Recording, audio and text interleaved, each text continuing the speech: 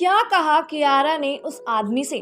कियारा ये शादी क्यों रुकवाना चाहती थी? हेलो गाइस, आप देख रहे हैं बॉलीग्राड स्टूडियोज। मैं हूं आपकी दोस्त और होस्ट अंकिता।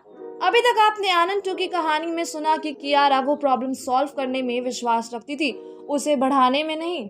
अपनी लाइफ में उसने कितने लोगों को अपनी सोच से, अपने नजरिए से प्रभावित किया था। वो एक लॉजिकल थिंकर थी और वो अपनी लाइफ में ज्यादातर जीत ही हासिल की थी लोगों को समझाने में, उन्हें मनाने में, और वो उस आदमी को भी उसी तरह कन्विंस कर सकती थी जो उसके सामने खड़े उसे शादी करने वाला था कि वो उसे जाने दे। अब आगे की कहानी आप सुनिए।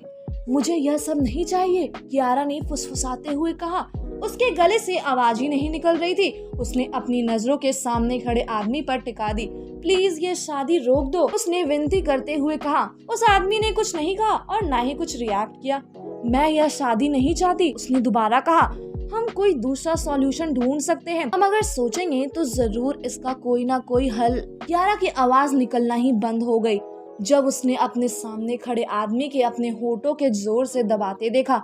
वो आदमी अब कियारा की तरफ बढ़ने लगा था। कियारा की सांसें तेज हो गई, उसका दिल जोरों से धड़कने लगा। उसका मन करने लगा कि वो जोर जोर से चिल्लाए और डर से यहाँ से भाग जाए, और उसने अपने आप को संभाले रखा और वहीं खड़ी रही। उस आदमी को आंखों में आंखें डालकर अपने लड़खड़ाते होठों से उसने दोबारा बोलने की कोशिश की। मैं तुम्हारी दुनिया से नहीं हूँ, मैं इस जगह से भी नहीं हूँ, मुझे मेरी फैमिली के पास वापस जाने दो।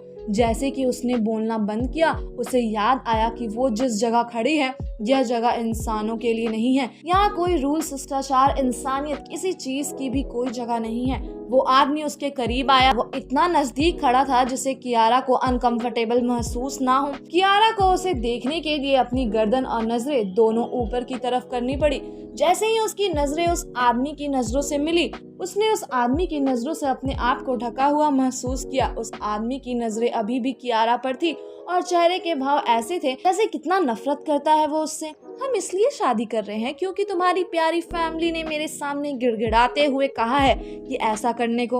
अब तुमने या तुम्हारी फकिंग फैमिली ने कुछ किया आज शादी के दौरान या शादी से पीछे हटे तो मैं किसी को नहीं छोड़ूंगा।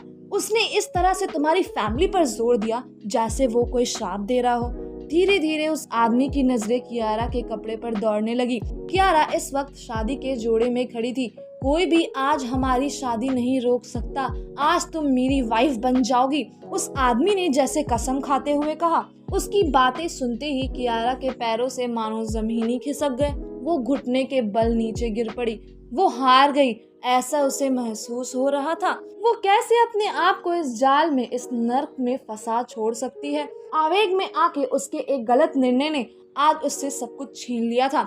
आखिर कौन था ये आदमी, आखिर क्या थी कियारा की ये वजह? जानने के लिए बने रहिए हमारे साथ। तब तक आप हमारी वीडियो को लाइक और शेयर करना ना भूलें।